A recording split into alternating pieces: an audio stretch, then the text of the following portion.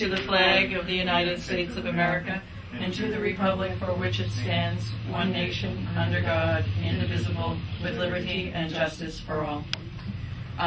Today is August 12th, and unfortunately it's not as sunny as it has been, but it's not as humid and hot. It's not as hot.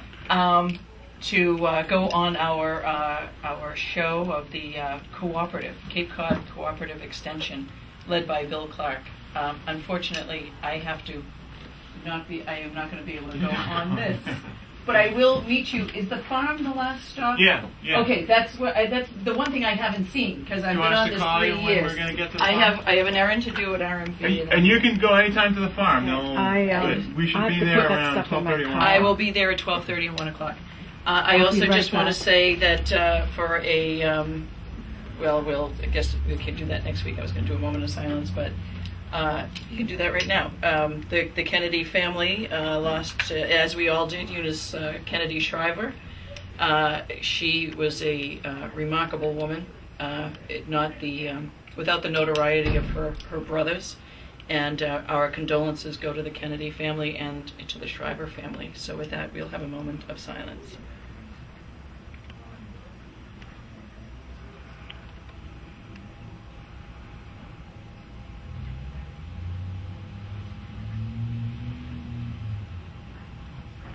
Thank you.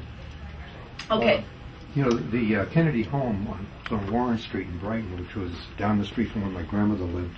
And of course, when I used to visit my grandmother, I had to go to Mass every day. Right. So we used to walk down there because she couldn't walk up the hill to St. Gabriel's, the monastery, and it was too far to walk to St. Columkill. So that was a reasonable alternative.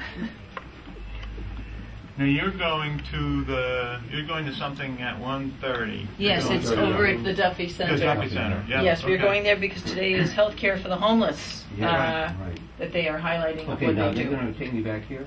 Yeah, we'll get somebody. Are we going to go into recess? And we are now going to go into recess until we get into the magic bus. I will get the bus.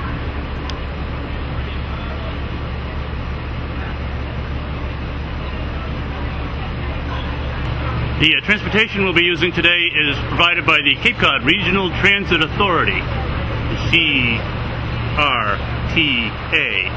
Our bus driver today is Stephen Challis with the CCRTA, and he's got a beautiful bus here. Good crowd. We're looking forward to learning a lot about county's programs. I'll tell you what we're going to do today. Good morning. First of all, my name is Bill Clark. I'm the director of the Cooperative Extension Department. This is our third tour of some of the projects we've done throughout the Cape. And thank you all for coming. We appreciate your coming and your interest. I'm not sure if we all know each other, so why don't I have a name tags going around. And I'm an old friend of Helen's husband. Okay. Mary Pat Flynn and Bill Doherty. And Helen County Commissioners. Representative of the committee for He's a big deal. Okay. We all are. So, we have two of the county commissioners here, and Teresa Martin from the Assembly of Delegates. Thank you for coming, Teresa. Ed Albino is an extension trustee. Thank you for coming. Mark Zelinsky, county manager. And why don't we go around and just introduce ourselves from here on. Right over here. Jody Mize from Eastham. Bonnie Bridges from Harwich. Elizabeth Levy from Eastham. Gary Lappett from Eastham. And over here, I guess. Don't forget Teresa Martin. We haven't introduced another important. Okay. Absolutely. We gotta get her to join the league. Also, the Vice President of Open Cape, a very important adjunct to communications ability and a great economic development opportunity for Barnstable County, also known as Cove. Great. Okay, over here. Gotta give a bit every time. Okay. This way? Yep. Yeah, Mary Pat Flynn, County Commissioner, member of the Falmouth League. Right, Helen Westman, member of the League of Women Voters and the Cape Cod Islands Regional Commission on Status. And where are you from, Bill? I am from Barnstable. Barnstable, okay. Nancy Curley from Dennis. Okay. Betty Floyd for me. Judy Thomas from Chatham. Great. Now, I'm Steve Baty. I'm an independent video guy under contract to Barnstable County. Thank you for coming, Steve. Ellen Cahey from the Barnstable Patriot. In your packet you have an itinerary, so we're going to go to several projects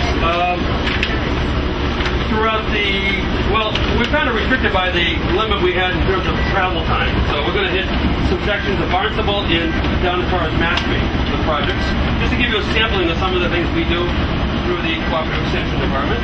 Okay, thank you very much for coming, and we're glad you took some time to come and see some of the projects that Barnstable County and Cooperative Extension are doing. This particular program, the Municipal Propagation Program, is about 10 years old.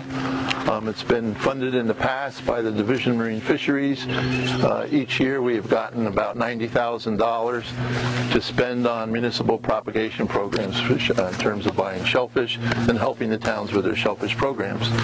Unfortunately, this year the money was cut out of the budget. At the 11th hour, the governor had to cut the money out of the budget. We met with Bill and Diane Murphy, who's over here. She's our aquaculture specialist. We made a decision to take $32,000 out of our own budget to try to keep this program going for this year. So in your packet that Bill provided you, you're going to have a document like this, and explains the whole program from since 1999 right up to date. This year we're only able to purchase 4.7 million quahog seed, and I say only because in the past we've been up to almost 19 million. And today you're at Prince Cove here, where Kris Clark, who is the shellfish technician for the town of Barnstable, is growing out the seed that the town of Barnstable purchased through our program.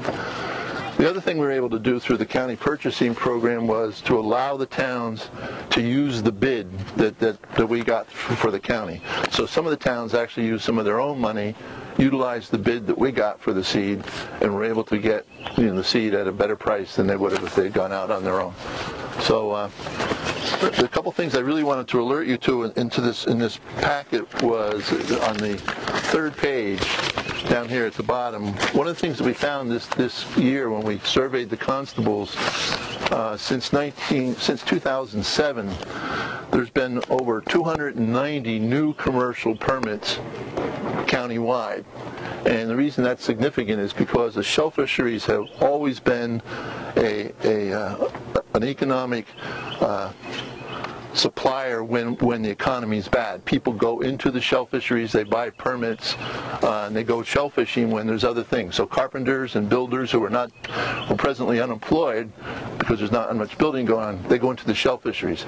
So that number from 2007, May of 2007 to March of 2009 went up 290 commercial permits from 902 to 1,194. So that's a significant number.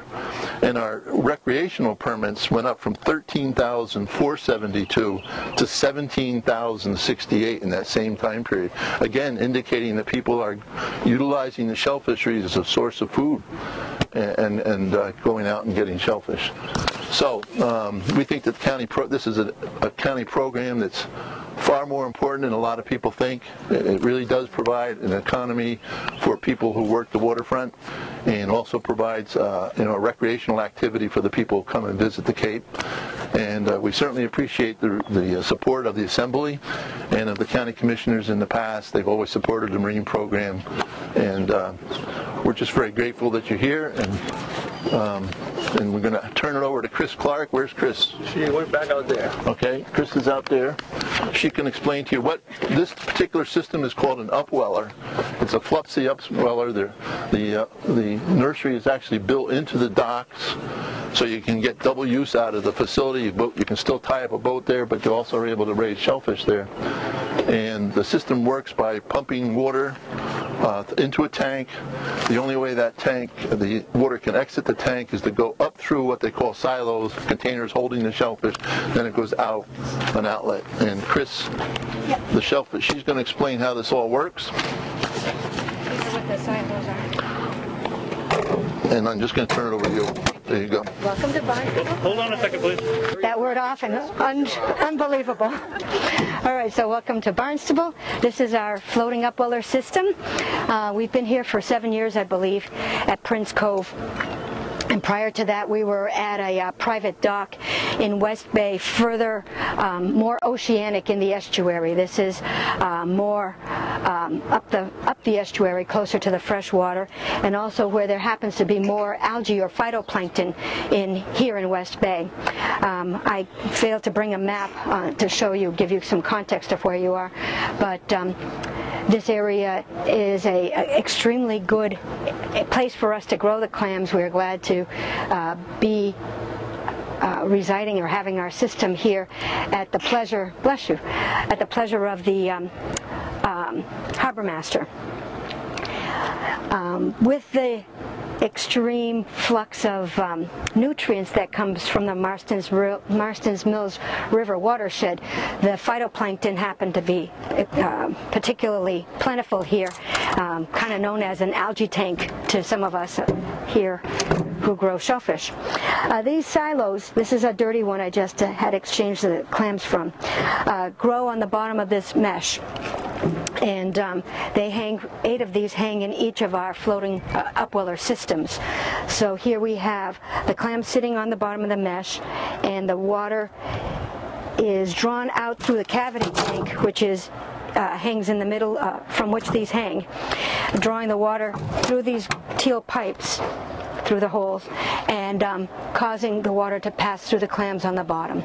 So the clams, cohogs, hard-shell clams, are constantly presented oxygenated water with phytoplankton and algae.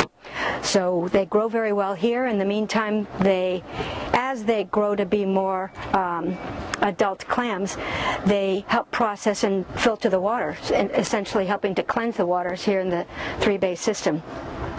So what I typically do, like gardening, keep down the biofouling, so we cycle these out, take them back to the shop and clean them. And here's a cleaner one with the mesh a little less fouled. So sometimes it's very, if it gets away from us, this mesh can become clogged.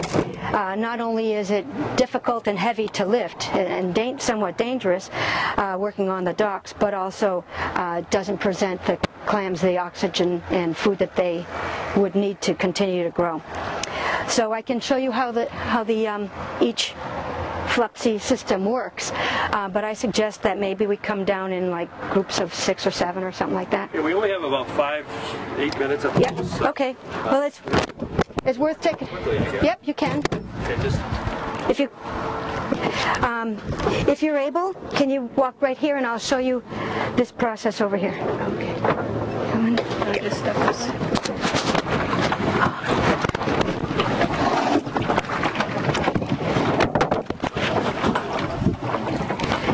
Here's a look at the baby cohogs that just got rinsed. Baby cohogs. Okay, and these are the ones you have to buy and then raise them? When we buy them, they're about the size of a sesame seed. Wow. Oh, so these are grown already. Oh my! That's what we do. Yeah. Where did the seed come from? They spawn adult cohogs that cause egg and sperm to spew out. Mix, become little larvae, young animals, and then they go like the metamorphosis, like a butterfly, from little swimming critter to a sessile one is what we call it, and looks like a miniature cohog, microscopic. But here, the water is passing through this trough, and out that way, you can see the gush of water. Oh yeah. And it's being pushed out, so it's always being presented water from this context. And one thing I meant to do. Your pumps to pump the water through? Yes, they're underwater ice eater pumps. So one thing I did remember to do is to bring you a sample of what they look like in the field after a year or two. Well, how long does this process take?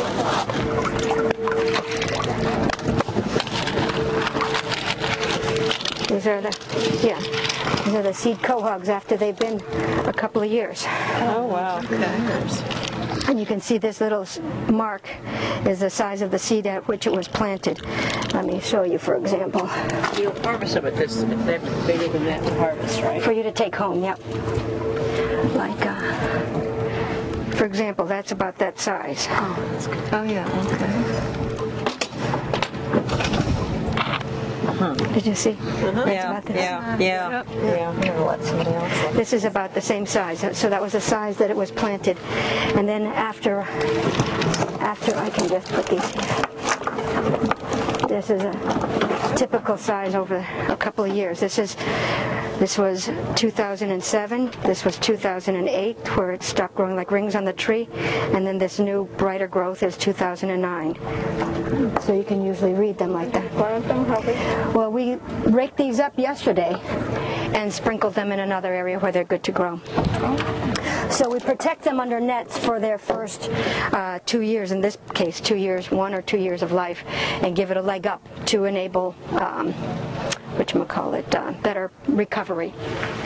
When they're most vulnerable, these are like potato chips to crabs. At what point do they get distributed to aquaculture people?